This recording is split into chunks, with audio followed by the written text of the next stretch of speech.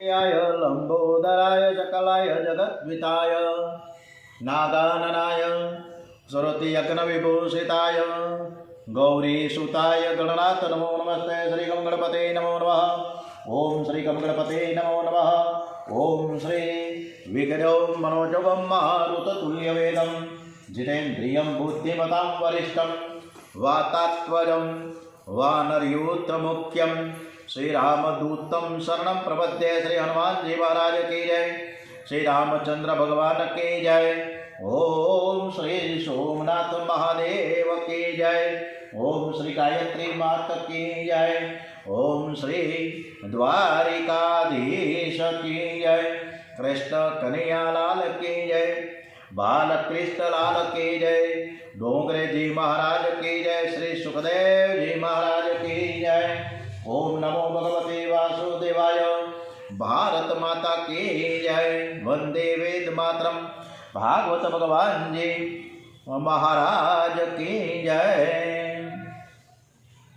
આપણે નવમા સ્કંદમાં પ્રવેશ કરીએ છીએ। આજના પ્રવેશ કરેલો છે અને લંકામાં હનુમાનજી મહારાજે એના સરસ મજાના પરાક્રમ બતાવ્યા। એ કથા તરફ આપણે આગળ વધી રહ્યા છીએ। આજની તારીખ છે 23મી ડિસેમ્બર, પોષ સુદ ત્રીજ છે, મંગળવાર। સિદ્ધિ વિનાયક નમો નમઃ।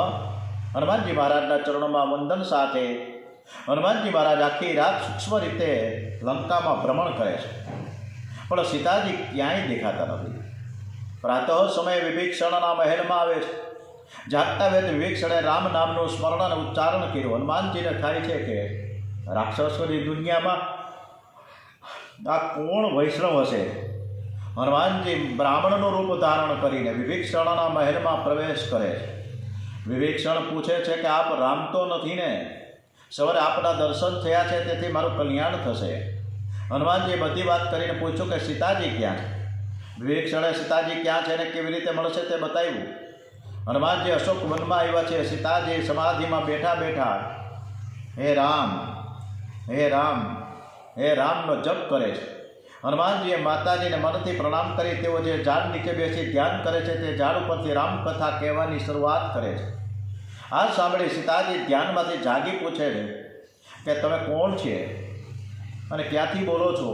જે હોય તે અમને મારી સમક્ષ પ્રત્યક્ષ થાય, પ્રગટ થાય। માતાજી બોલાવે છે એટલે હનુમાનજી ઠેકડો મારી નીચે આવ્યા। સીતાજીને પ્રણામ કરીને કહે છે કે હું રામદૂત છું, તમે મારી માતા છો। પછી હનુમાનજી શ્રી રામે આપેલ વીંટી બતાવી પોતાને રામદૂત તરીકે જાહેર કરે છે। હનુમાનજી શ્રી રામનો સંદેશો કહે છે કે શ્રી રામ તમારી ઉપેક્ષા કરતા નથી, તે જલ્દીથી પધારશે। સીતાજી પ્રસન્ન થયા। હનુમાનજી કહે છે કે માતાજી હવે મને ભૂખ લાગી। સીતાજી કહે અહીં ફળ તો ઘણા છે, પણ જે ફળ નીચે પડ્યા હોય તે આજે તું ખાજે, ફળ તોડવાના નથી। હનુમાનજી વિચાર કરે કે માએ મને ફળ તોડવાની ના પડી, ઝાડ હલાવવાની ક્યાં ના પડી। હનુમાનજીએ ઝાડ હલાવીને પણ મીંડા પાડવા। હનુમાનજી ઝાડ હલાવે એટલે આખાને આખા ઝાડ જમીન દોસ્ત થવા લાગ્યા। હનુમાનજીથી આખા ઝાડ હાલી જાય તો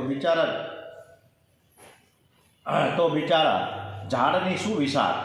હનુમાનજી દિવ્ય વાનરનું સ્વરૂપ ધારણ કર્યું। પૂંછને કહ્યું કે તું તારું કામ કર। પૂંછ રાક્ષસોને ફટકારવાનું કામ શરૂ કરે છે। બધા જ રાક્ષસોને મારે છે। ત્યાં ઇન્દ્રજીત આવ્યા। ઇન્દ્રજીત બ્રહ્માસ્ત્રને છોડે છે। હનુમાનજી બ્રહ્માસ્ત્રને માન આપી બંધાઈ ગયા।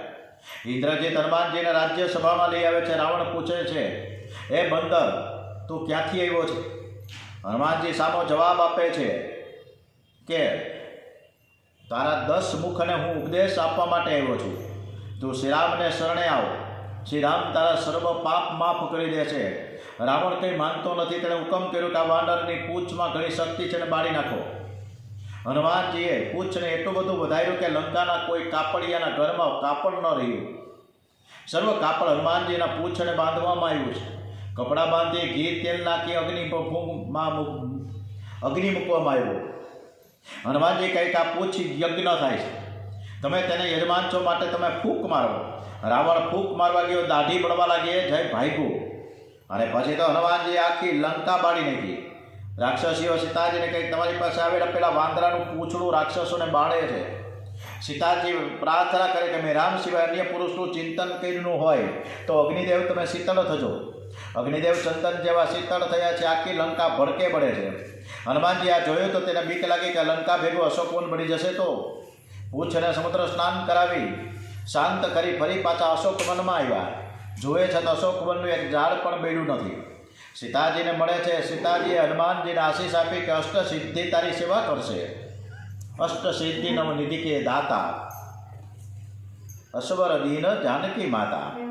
આવા જાનકી માતાએ વર આપ્યું છે કે વરદાન આપ્યું કે અષ્ટ સિદ્ધિ તારી સેવા કરશે, જગતમાં તારો જય જયકાર થશે. હનુમાનજી મહારાજ બધા જ પરાક્રમો કરીને પાછા રિટર્ન થયા. હનુમાનજી શ્રીરામ પાસે આવ્યા. લક્ષ્મણ બ્રહ્માજીનો પત્ર વાંચે છે અને તે શ્રીરામ સાંભળે છે. હનુમાનજી કહે કે નાથ, આ બધા જ તમારો પ્રતાપ છે, મારા પર કૃપા કરો કે મને અભિમાન ન થાય. શ્રીરામ પ્રસન્ન થઈ હનુમાનજીને ભેટી પડ્યા. ત્યાંથી વિજયાદશમીના દિવસે બધા જ પ્રયાણ કરે છે. સમુદ્ર કિનારે આવ્યા. રઘુનાથજીને નિયમ છે કે રોજ શિવજીની પૂજા કરવી. શ્રીરામે સમુદ્ર કિનારે રેતીનું શિવલિંગ કરીને પૂજા કરી છે. આજ રામેશ્વર, રામેશ્વરના જે દર્શન કરે તે શરીર છોડીને મારા ધામમાં આવશે. પછી તો સમુદ્ર ઉપર પથ્થરનો પુલ બાંધ્યો. પથ્થર ઉપર રામ નામ લખવાથી તરે છે. રામ નામથી જળ પથ્થર તરે તો મનુષ્ય શું ન તરે. રામ નામથી મનુષ્ય પણ બહુ સાગર તરી જાય છે. શ્રદ્ધા રાખી રામ નામનો જપ કરો. સમુદ્ર ઉપર સેતુ બાંધી બધા જ લોકો લંકા પહોંચી જાય છે. શ્રી રામને લંકામાં આવેલા જાણી રાવણ સભા ભરે છે. વિભીષણ કહે કે મોટા ભાઈ, તમે શ્રી રામને શરણે જાઓ, તમે સીતાજીને આપી દો. રાવણ વિભીષણને લાત મારે છે, છતાં વિભીષણ મોટા ભાઈના ચરણમાં વંદન કરે છે. રાવણ વિભીષણને લંકામાંથી કાઢી મૂકે છે. વિભીષણ શ્રી રામની શરણમાં જાય. વિભીષણ વિચાર કરે કે પ્રભુ મને સ્વીકારશે કે રાવણનો ભાઈ માની મારો તિરસ્કાર કરશે. નાના, એ તો અંતર્યામી છે, મારો ભાવ શુદ્ધ છે, મને જરૂર અપનાવશે. સુગ્રીવ શ્રી રામની પાસે આવી સમાચાર આપે છે કે રાવણનો નાનો ભાઈ વિભીષણ આવ્યો છે. આ રાવણોની માયા છે તે ભેદ જાણવા આવ્યો હોય એવું લાગે છે. પણ હનુમાનજીએ વિભીષણની વકીલાત કરતાં કહ્યું કે તેના હૃદયમાં છલ કપટ નથી, તે શરણે આવ્યા, એનો સ્વીકાર કરવો જોઈએ. શ્રી રામે સુગ્રીવને આજ્ઞા આપી કે વિભીષણને માન સાથે લઈ આવો. મને નિર્મળ મનનો માણસ બહુ ગમે છે, મને કપટ અને છલ ગમતા નથી. નિર્મલ મન જનસો મોહી પાવા, મોહી કપટ છલ છેત્ર ન ભાવા. સુગ્રીવ વિભીષણને લઈને આવ્યા છે. વિભીષણ કહે છે કે નાથ, હું તમારા શરણે આવ્યો છું. મારા ભાઈએ મને લાત મારી અને મારો તિરસ્કાર કર્યો છે. રામે ઊભા થઈને વિભીષણને કહે કે તું મને મારા ભાઈ લક્ષ્મણ સમાન પ્રિય લાગે છે, હું તને લંકાનું રાજ્ય સોંપું છું. એ વખતે સુગ્રીવ એમ કહે છે કે આપે બહુ ઉતાવળ કરી પ્રભુ. વિભીષણને લંકાનું રાજ્ય સોંપી દીધું. કદાચ રાવણ શરણે આવીને તમને સીતાજીને સમર્પણ કરી દેશે તો પછી રાવણને તમે શું આપશો? ત્યારે શ્રી રામ કહે, જો રાવણ શરણે આવશે તો તેને અયોધ્યાની ગાદી ઉપર બેસાડી દઉં. પણ આજે તો વિભીષણને લંકાનું રાજ્ય આપ્યું છે.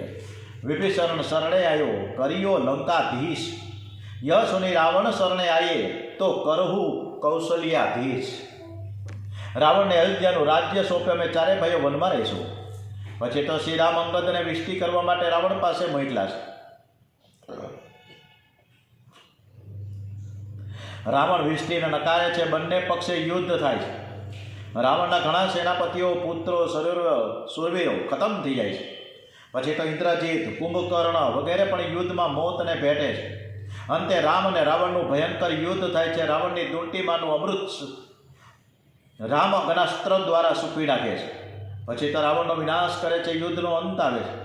સીતાજીને હનુમાનજી મહારાજ વિજયની ખબર આપે છે. શ્રી રામ લંકાનું રાજ્ય વિભીષણને આપે છે. પ્રભુએ કંઈ લીધું નથી. એણે વાનરોનું ખૂબ સન્માન કર્યું. સીતાજીનું અસલ સ્વરૂપ પ્રાપ્ત કરાવી શ્રી રામ તેનો સ્વીકાર કરે છે.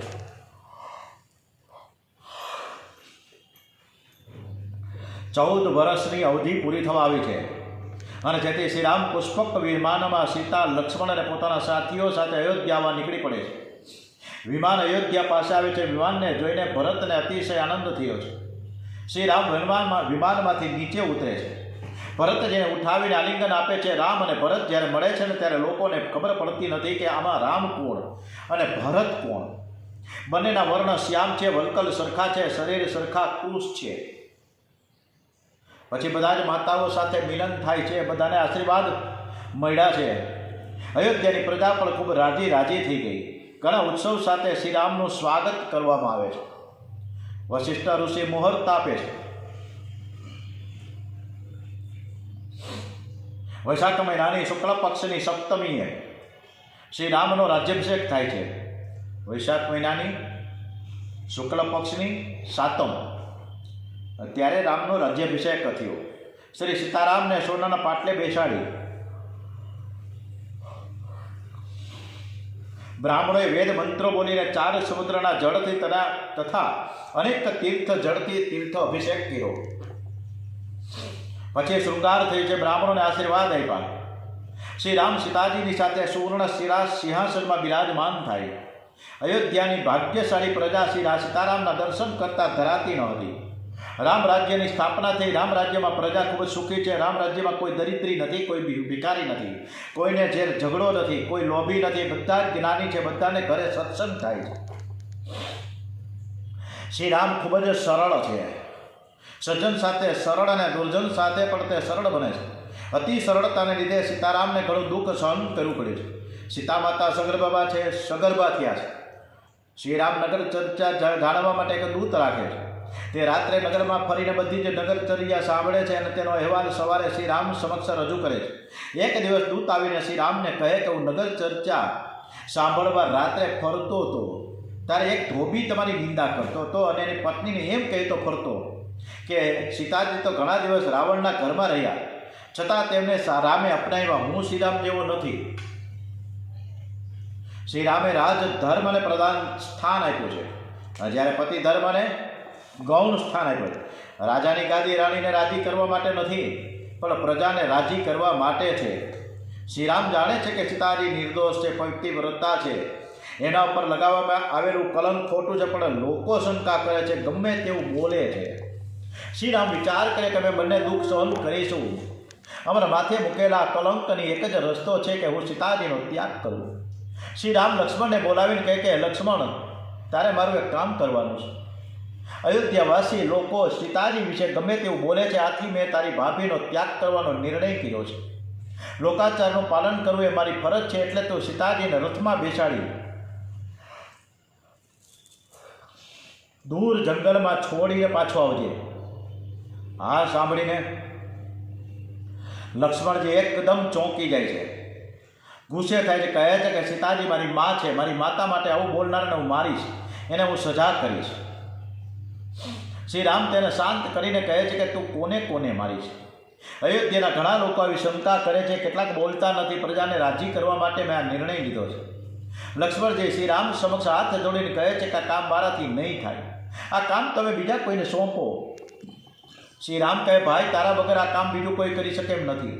બહુ વિચારપૂર્વક આ નિર્ણય મેં લીધો છે. મારી આશા છે, મારી આજ્ઞા છે કે તારે આ કામ કરવું જ પડશે. તું વધારે બોલીશ નહીં. સેવા ધર્મ કરવો ને ઘણો કઠણ છે. સેવક કહેવડાવવું ઘણું સરળ છે, પણ સેવક થવું ઘણું કઠણ છે. દેશની સેવા કરવી ઘણી કઠણ છે. જ્ઞાનીને યોગી થવું સહેલું છે, પણ સેવક થવું કઠણ છે.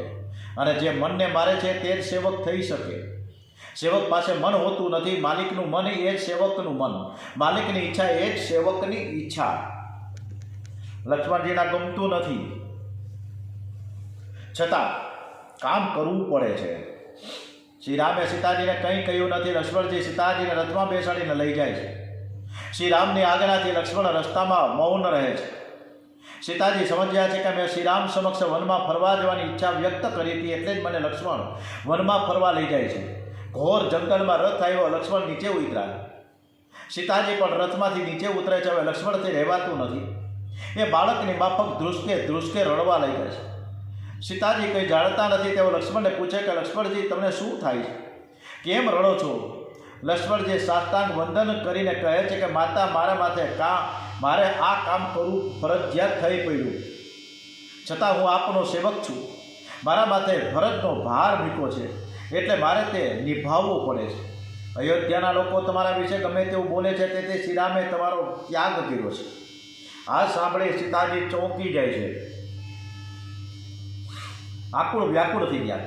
છતાં ધીરજ રાખીને કહે છે કે હે લક્ષ્મણ, તેમનો મારા ઉપર અનહદ પ્રેમ છે તે હું જાણું છું. તે કોઈ દિવસ મારો ત્યાગ કરે એમ નથી. આ તો પ્રજાને રાજી કરવા માટે તેમણે આ પગલું ભર્યું છે.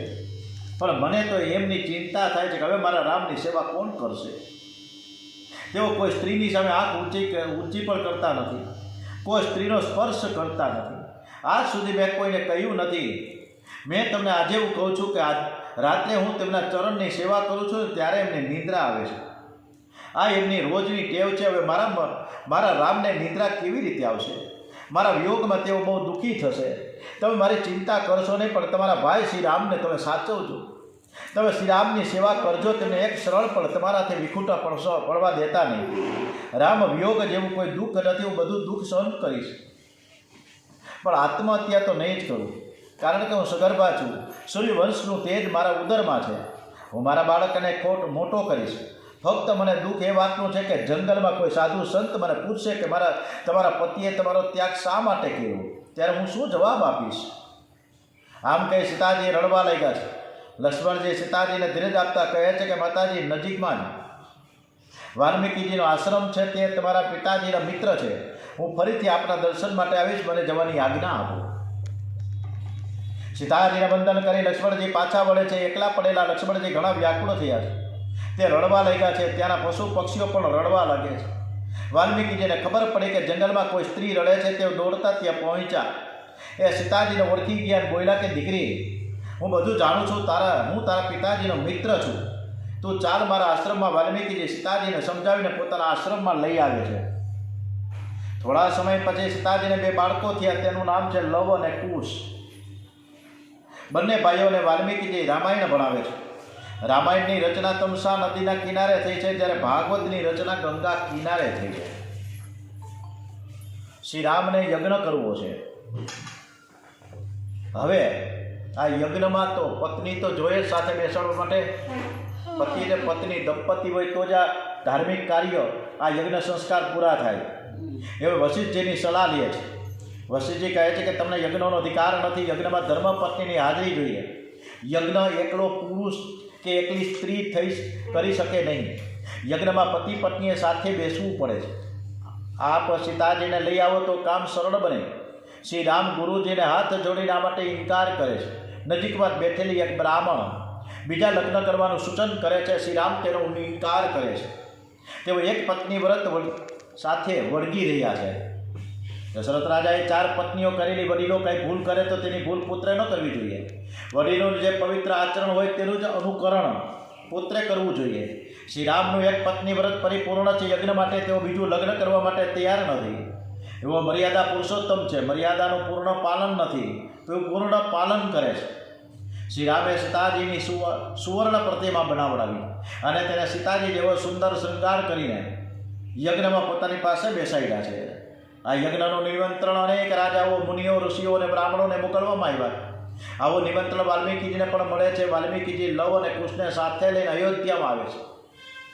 7 વર્ષના બંને ભાઈઓ રામાયણનું સુંદર ગાન કરે છે. આ ગાન સાંભળીને બધા જ ઋષિ મુનિઓ, રાજાઓ અને પ્રજા દોડી ઉઠે છે. શ્રી રામને કાને વાત પહોંચે છે. શ્રી રામ વાલ્મીકીજી સાથે બંને બાળકોને સભામાં બોલાવે છે. બધા જ ઋષિ મુનિઓ, રાજાઓ અને પ્રજા સમક્ષ લવ અને કુશ રામાયણની કથાનો આરંભ કરે છે. આ કથા 24 દિવસ સુધી ચાલે છે. દરરોજ 20 સપ્તાહની કથા કરે છે. શ્રી રામ પણ કથામાં તન્મય થયા છે. કથાની શરૂઆતમાં મેં એક મહાન પતિવ્રતા સ્ત્રીની કથા કહીએ છીએ એવું તેઓ કહે છે.